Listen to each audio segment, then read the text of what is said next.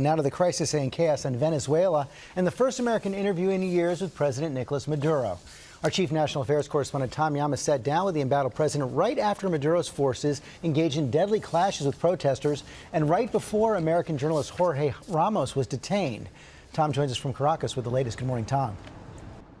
George, good morning. Ramos says he was detained and released after he asked some tough questions that Maduro found offensive. And we saw that same flash of anger when we confronted Maduro with a UN report that shows his regime is responsible for killing hundreds of people who opposed him. This, as he tells us, he wants to sit down and meet with President Trump.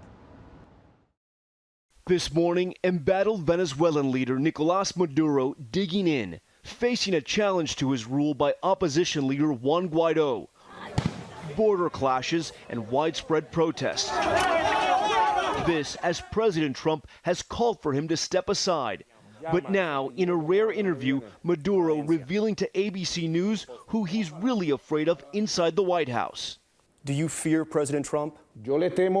Maduro telling me he doesn't fear the president, but he fears those around him, like National Security Advisor John Bolton and Secretary of State Mike Pompeo, who he says are itching for war and only care about Venezuela for its oil.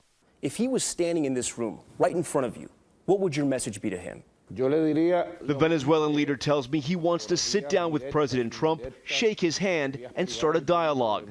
But the president has made it clear what he thinks of Maduro. Maduro is not a Venezuelan patriot. He is a Cuban puppet.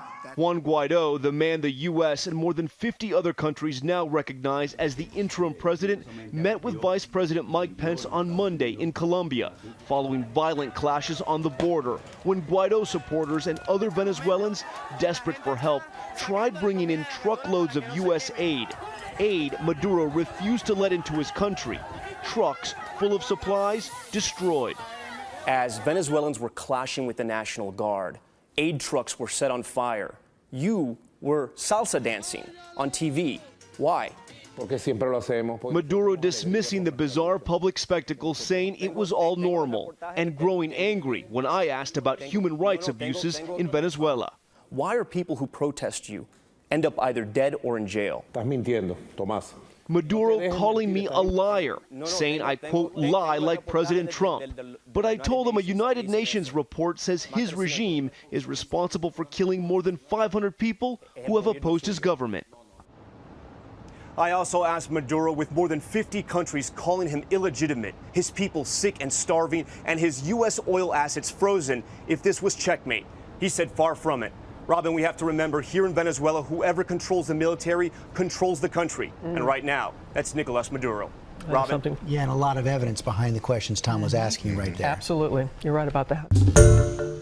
Hi, everyone. George Stephanopoulos here. Thanks for checking out the ABC News YouTube channel. If you'd like to get more videos, show highlights, and watch live event coverage, click on the right over here to subscribe to our channel. And don't forget to download the ABC News app for breaking news alerts. Thanks for watching.